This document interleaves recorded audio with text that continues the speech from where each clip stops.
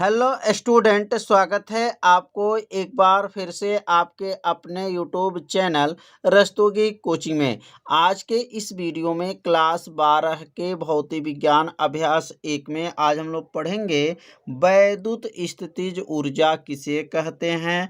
वैद्युत स्थितिज ऊर्जा का सूत्र का निगमन जो है आज के इस वीडियो में बताया जाएगा और आप सभी विद्यार्थी इसे अपने कॉपी में नोट करते जरूर चलिएगा। तो यहाँ पर सबसे पहले जो है हेडिंग को नोट कर लीजिए, वैद्युत स्थितिज ऊर्जा। अब वैद्युत स्थितिज ऊर्जा क्या होता है? जब दो या दो से अधिक वैद्युत आवेश को एक दूसरे को जो है आकर्षित या प्रतिकर्षित करते हैं तो उनमें जो है एक कार्य करना पड़ता है। उस कार्य को ही क्या कहा जाता है? वैद्युत स्थितिज ऊर्जा कहा जाता है। तो परिभाषा यहाँ पे जो है लिख लीजिए। क्या इसकी परिभाषा होगा? तो लिखेंगे यहाँ पर दो या दो से अधिक, दो या दो से अधिक, दो या दो से अधिक अधिक वैद्युत आवेश, वैद्युत आवेश, वैद्युत आवेश एक दूसरे को, एक दूसरे को, एक दूसरे, एक दूसरे को आकर्षित, आकर्षित अथवा प्रतिकर्षित, अथवा प्रतिकर्षित, आकर्षित अथवा प्रतिकर्षित करते हैं, करते हैं। अतः, अतः आवेशों, अतः आवेशों को एक दूसरे से, एक दूसरे से, एक दूसरे से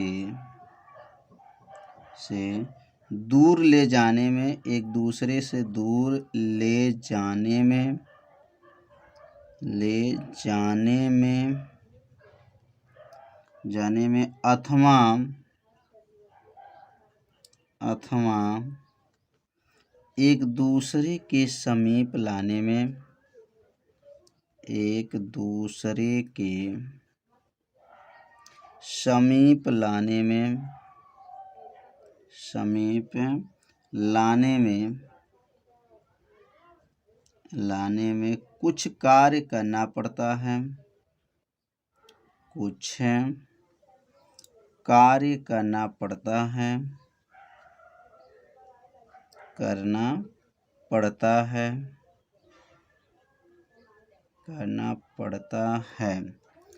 यह कार्य उन आवेशों के निकाय की क्या हो जाता है? स्थितिज ऊर्जा कहलाता है।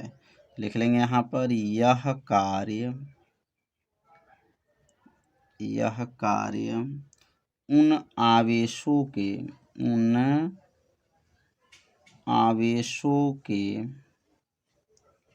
आवेशों के निकाय, इन आवेशों के निकाय में, निकाय में स्थितिज ऊर्जा, स्थितिज ऊर्जा के रूप में, स्थितिज ऊर्जा के रूप में संचित हो जाता है, संचित हो जाता है, हो जाता है। इस निकाय की, इस निकाय की वैद्युत स्थितिज ऊर्जा कहते हैं, वैद्युत स्थितिज ऊर्जा कहते हैं।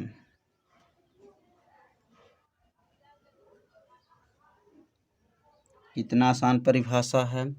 तो इस परिभाषा को जो है 2 बार जब आप सभी विद्यार्थी पढ़ेंगे तो परिभाषा आपको क्या होगा, याद हो जाएगा। तो क्या है, जब 2 या 2 से अधिक वैद्युत आवेश, जब यहाँ पर जो है कम से कम 2 आवेश ले सकते हैं, 2 से अधिक भी आवेश हो जाएगा, लेकिन कम से कम इसमें 2 आवेश को लेना पड़ेगा। जब एक दूसरे को आकर्षित अथवा क्या करते हैं, प्रतिकर्षित करते हैं, तो आवेशों को एक दूसरे से क्या हो, दूर ले जाने में अथवा एक दूसरे से जो है समीप लाने में कुछ कार्य करना पड़ता है। यह कार्य उन आवेशों के निकाय के क्या कहलाता है, स्थितिज ऊर्जा के रूप में संचित हो जाता है और इसे वैद्युत स्थितिज ऊर्जा कहते हैं। यहाँ लिख सकते हैं, इसे U से प्रदर्शित करते हैं, इसे U से प्रदर्शित करते हैं, प्रदर्शित करते हैं। इसका मात्रक जूल होता है, इसका मात्रक जूल होता है। कितना आसान है, इसका मात्रक जो है क्या है, जूल होता है। जैसे यहाँ पर एक आवेश जो है Q1 है और यह आवेश जो है कुछ दूरी पर जो है, तो कुछ दूरी पर जो है आवेश जो है यहाँ पर Q2 है। तो यहाँ का जो आवेश के बीच की दूरी है वह R है। तो यहाँ पर 2 आवेश है, पहला आवेश का नाम Q1 है, दूसरा आवेश का नाम Q2 है। यहाँ पर इसका बिंदु का नाम A हो जाएगा और यहाँ बिंदु का नाम B है।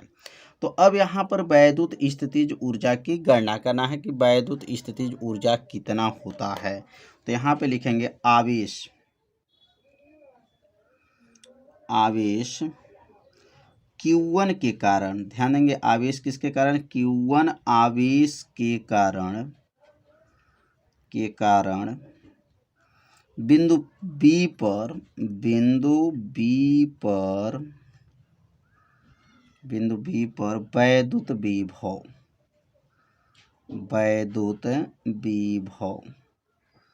बिंदु B पर वैद्युत विभव। और विभव का सूत्र क्या होता है, तो V बराबर, आप सभी विद्यार्थी पढ़े होंगे, V व 4 पाई एप्सिलॉन 0 Q बटा R होता है।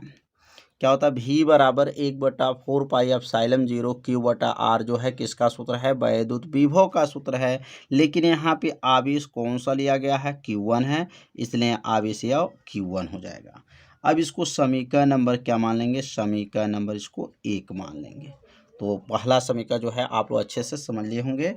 अब यहाँ लिखेंगे वैद्युत विभव के अनुसार, वैद्युत विभव के अनुसार। तो वैद्युत विभव आप लोग जानते होंगे कि वैद्युत विभव क्या होते हैं। तो वैद्युत विभव के अनुसार अब आगे लिख लेंगे यहाँ पर आवेश Q2। अब आवेश यहाँ पहले Q1 का प्रयोग किए थे, अब आवेश क्या हो जाएगा, Q2। आवेश Q2 को अनंत से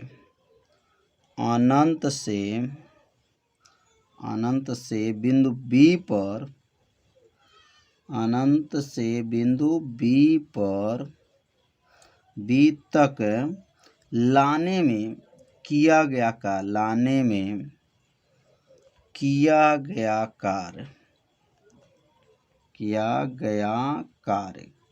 कार्य को किससे प्रदर्शित करेंगे, W से। तो अब यहाँ लिखेंगे W बराबर हो जाएगा, तो कार्य पर W बराबर हो जाएगा और यहाँ सूत्र क्या होगा, तो यहाँ सूत्र हो जाएगा Q2V होगा।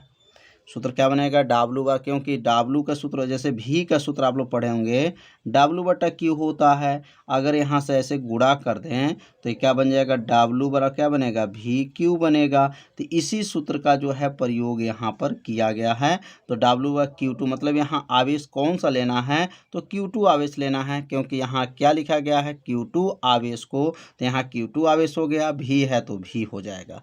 तो ये समझ में आ गया होगा कि ये सूत्र कहाँ से बना है, तो V व W बटा Q से यह सूत्र को बनाया गया है। अब इसको हम लिख देंगे समीकरण नंबर 2 हो जाएगा।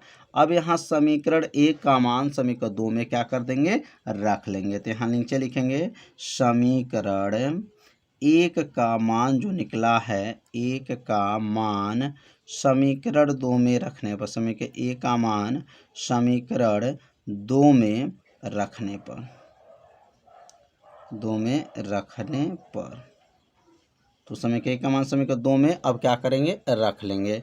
तो समीकरण 2 हो क्या है, तो समीकरण 2 है W बराबर होगा, और यहाँ हो जाएगा Q2 इंटू भी था, अब भी का मान जो यहाँ पे रख लेंगे, तो W बराबर हो जाएगा आपका Q2 हो गया, और भी का मान समीकरण 1 में देख लीजिए क्या दिया गया है। समीकरण 1 में क्या है, 1/4 पाई एप्सिलॉन 0 Q1/r, यहाँ पे मान को रख लेंगे, तो क्या बनेगा 1/4 पाई एप्सिलॉन 0 Q1 बटा क्या हो जाएगा, आर हो जाएगा। अब यहाँ पे इसको सीधा रूट में लिख लेंगे, तो W बराबर होगा 1/4 पाई एप्सिलॉन 0, और यहाँ हो जाएगा Q1 Q2 बटा क्या हो जाएगा, आर हो जाएगा। तो यह जो सूत्र बना है समझ में आ गया होगा कि W बराबर सूत्र क्या बना, 1/4 पाई एप्सिलॉन 0 Q1 Q2 बटा क्या आ गया, आर आ गया। लेकिन यह कार्य जो है किसके रूप में करता है, स्थितिज ऊर्जा के रूप में कार्य करता है। तो यह कार्य को जो है यहाँ पर W के जगह पर U लिख लेंगे। तो यह कार्य जो W था, अब W के स्थान पे क्या लिखेंगे, अब U।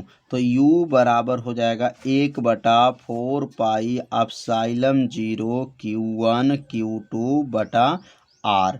तो यह जो सूत्र आ गया, किसका सूत्र आ गया, स्थितिज ऊर्जा का।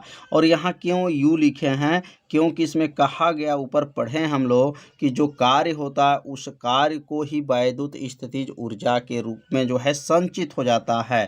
तो इसलिए यहाँ पर W के जगह पर U लिख देंगे, और यहाँ नीचे लिख देंगे यही वैद्युत स्थितिज ऊर्जा का सूत्र है। यही वैद्युत स्थितिज ऊर्जा का क्या है, सूत्र है। वैद्युत स्थितिज ऊर्जा का सूत्र है। समझ में आ गया होगा, बहुत सरल भाषा में बताया गया। तो सूत्र का निगमन जो है आप लोग अच्छे से अपने कॉपी में से क्या कीजिए, जरूर लेंगे। घन कोण। अब घन कोण होता क्या है, तो बहुत आसान इसका उत्तर है। तो किसी क्षेत्रफल द्वारा गोले के केंद्र पर जो कोण बनता है उसे घन कोण कहते हैं। अब जैसे यहाँ पे गोला है और गोले के केंद्र पर देख सकते हैं यहाँ पर डी ओमेगा बना हुआ है, तो यहाँ पर एक कोण बना है, इसी कोण को क्या कहा जाता है, घन कोण कहा जाता है। तो यहाँ पर किसी क्षेत्रफल, मतलब यहाँ पर यह इस क्षेत्रफल के अंतर्गत जो कोण बना है उसी कोण को ही घन कोण कहा जाता है। तो इसलिए लिखेंगे किसी क्षेत्रफल द्वारा, मतलब ये क्षेत्रफल मतलब डी क्षेत्रफल द्वारा गोले के केंद्र पर जो कोण बनता है उसे घन कोण कहते हैं। इसे ओमेगा से प्रदर्शित, मतलब W के आकार का होता है, इसे ओमेगा से क्या करेंगे, प्रदर्शित करते हैं। और इसका मात्रक क्या होता है, तो इसका मात्रक जो होता है स्टेरेडियन होता है। अब यहाँ पे घन कोण का सूत्र क्या होता है, तो डी ओमेगा बराबर सूत्र होता है DA cos थीटा बट्टा क्या है, आर स्क्वायर होता है। तो यह सूत्र किसका है, तो घन कोण का यह सूत्र है। इस सूत्र को आप सभी विद्यार्थी याद रखिएगा, क्योंकि न्यूमेरिकल को जब हल किया जाएगा तो इस सूत्र का प्रयोग किया जाएगा। यदि मान लेते हैं थीटा बराबर अगर 0 अंश है, मतलब वहां पे कोण जो बना है 0 अंश का कोण बन गया है, तो डी ओमेगा बराबर क्या बनेगा, DA cos थीटा के जब क्या लिखेंगे, 0, मतलब यहाँ पे थीटा जो दिखाई दे रहा है इसी थीटा के स्थान पे क्या रख सकते हैं, 0 अंश रख देंगे, बटा है आर स्क्वायर हो जाएगा। तो अब यहाँ लिखेंगे DA हो जाएगा, और काश 0 अंश का मान क्या होता है, तो आप सभी विद्यार्थी जानते होंगे काश 0 अंश का मान जो होता है वह 1 होता है, बटा में क्या हो जाएगा, आर स्क्वायर हो जाएगा। अब DA में 1 का गुणा करेंगे तो क्या बनेगा, DA बटा क्या हो जाएगा, आर स्क्वायर हो जाएगा। तो डी ओमेगा बराबर क्या आ गया, DA बटा आर स्क्वायर आ गया। ये किसका सूत्र है, तो घन कोण का सूत्र है।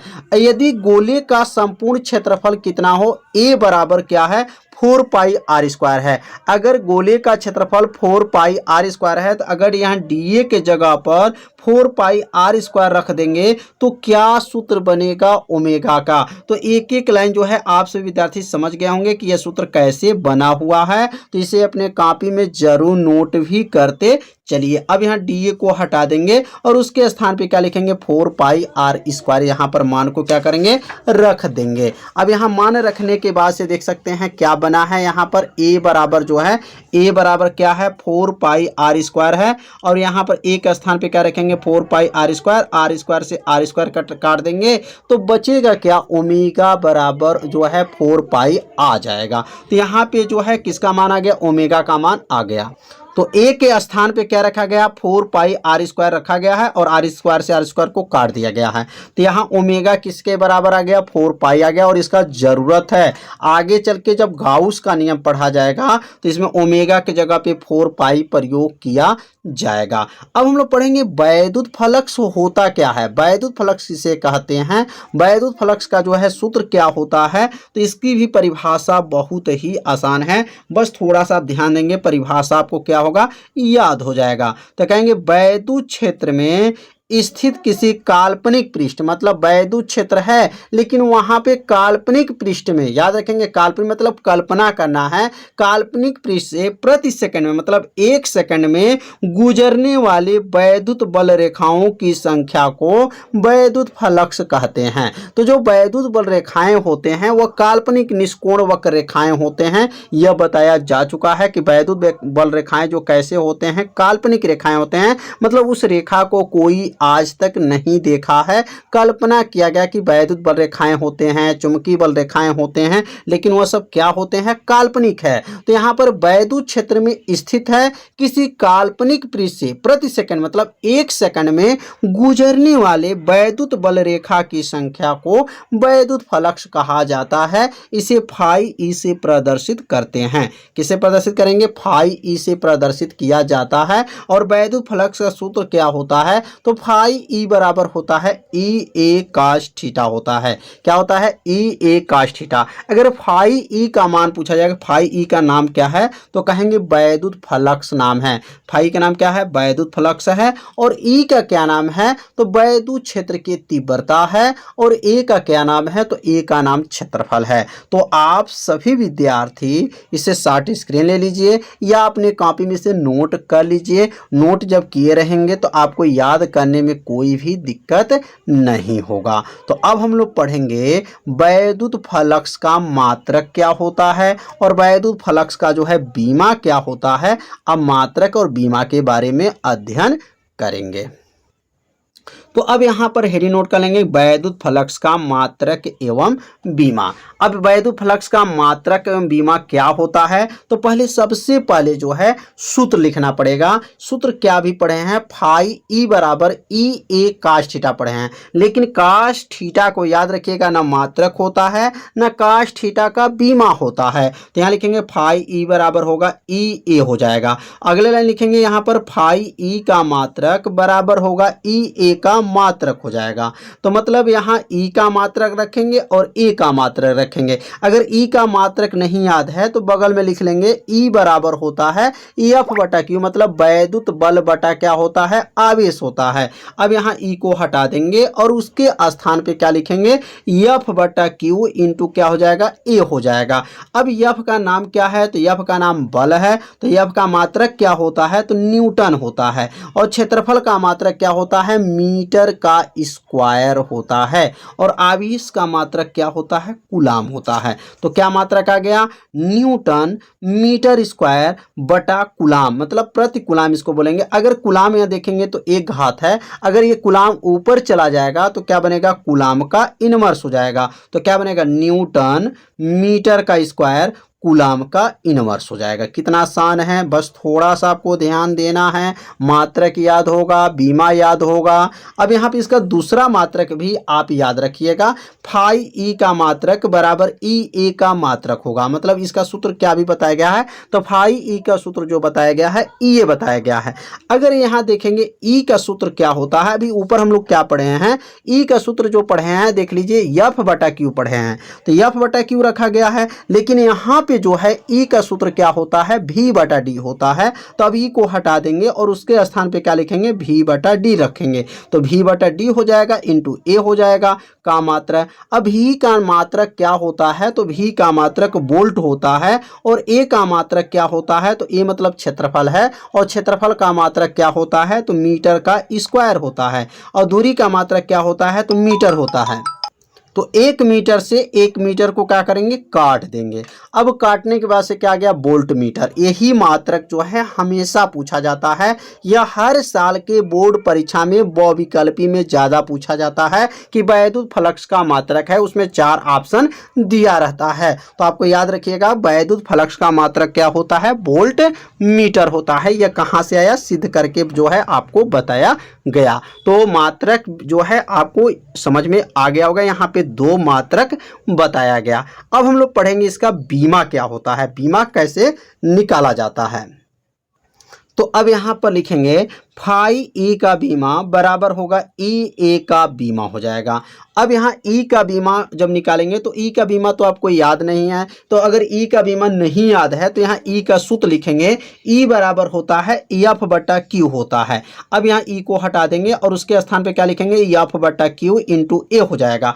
अब एफ का नाम क्या है, बल है। अब बल का बीमा क्या होता है, तो आप सभी विद्यार्थी जानते होंगे, एम एल टी पर -2 होता है। नहीं जानते हैं तो क्लास 11 में बीमा बताया गया है, प्लेलिस्ट में वीडियो है, वहां से जाकर के आल बीमा आप तैयार कर सकते हैं।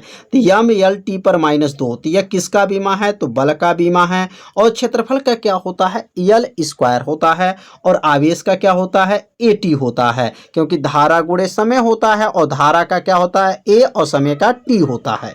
अब यहाँ पे इसको सॉल्व करेंगे तो यम यहाँ पे क्या है, नोट कर लेंगे, यल दूगो और यल एगो मिलके क्या होगा, यल के ऊपर 3 घात हो जाएगा। तो टी के पावर -2 घात है और यहाँ पावर 1 है, ऊपर जाएगा तो टी के ऊपर क्या होगा, -1 हो जाएगा। और ए को जो है ऊपर भेज देंगे तो क्या होगा, यहाँ पर ए ऊपर जाएगा तो ए के ऊपर क्या होगा, -1 हो जाएगा। तो अब क्या बनेगा, यम एल के ऊपर 3 घात, टी के ऊपर -3 घात और ए के ऊपर -1, मतलब टी के ऊपर -3 कैसे हुआ, -2 -1 मिलेगा तो -3 घात हो जाएगा। तो जो है बीमा समझ में आ गया होगा, बीमा कैसे निकाला गया। अब हम लोग पढ़ेंगे गॉस का प्रमेय या गाउस का नियम। यह भी प्रश्न बहुत ही आईएमपी है, यह हर साल बोर्ड के एग्जाम में पूछा जाता है। तो गाउस का प्रमेय बस इसी में छिपा है। अगर आपको सूत्र याद है तो गाउस का नियम बना सकते हैं। अब कैसे बनेगा, तो किसी बंद पृष्ठ से, याद रखेंगे किसी बंद पृष्ठ मतलब वो जो पृष्ठ है वह बंद हुआ है और गुजरने वाला कुल वैद्युत फ्लक्स, इसका नाम क्या है, फाई का नाम क्या है, कुल वैद्युत फ्लक्स है। और यहाँ पे क्या नाम है, आवेश का 1 बटा क्या है, एप्सिलॉन 0 गुना होता है। मतलब इसका उत्तर जो बनेगा इसी सूत्र में छिपा हुआ है। कैसे लिखेंगे, किसी बंद पृष्ठ से गुजरने वाला कुल वैद्युत फ्लक्स, यह हो गया गुजरने वाला कुल वैद्युत फ्लक्स, उस पर उपस्थित आवेश का 1 बटा एप्सिलॉन 0 गुना होता है। गाउस का नियम कहलाता है। कितना आसान है, तो इसी में छिपा है। तो बस इस सूत्र को बनाना जो है सीख लीजिए कि कैसे जो है गाउस का नियम जो है बोलना है। अगला लाइन लिख सकते हैं, अगला लाइन यहाँ लिख सकते हैं, फाई ई बराबर क्यू का गुणा अगर 1 में कर लेंगे तो क्यू एक का नाम क्या हो जाएगा, क्यू बट्टा क्या हो जाएगा, एप्सिलॉन 0 हो जाएगा। और एप्सिलॉन 0 का नाम क्या है, वैद्युतशीलता नाम है। तो यहाँ पर जो है गाउस का नियम जो है कैसे बना, इसका सूत्र का निगमन करके आपको बताया जाएगा। तो अगले भाग में जो है यह सूत्र का निगमन किया जाएगा कि यह सूत्र कैसे बना, गाउस ने कैसे सूत्र को बनाए, तो वह जो है अगले भाग के वीडियो में बताया